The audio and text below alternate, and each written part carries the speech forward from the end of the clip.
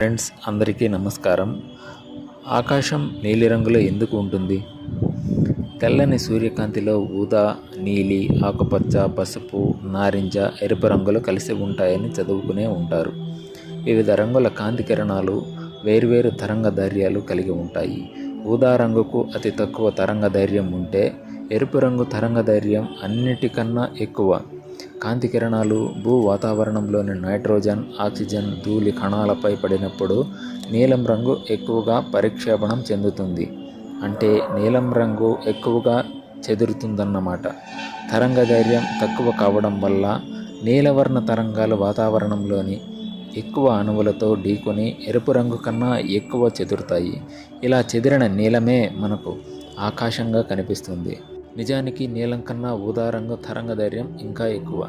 ఆ ప్రకారం చూస్తే ఆకాశం ఊదా రంగులోనే కనిపించాలి. అలా ఎందుకు కనిపించడం లేదంటే, తెల్లని సూర్యకాంతిలో ఊదా రంగు కంటే నీలం రంగు పాలు ఎక్కువగా ఉండటమే. అంతేకాకుండా మన కంటికి ఊదా రంగు కన్నా నీలం రంగును గుర్తించే శక్తి ఎక్కువగా ఉంటుంది.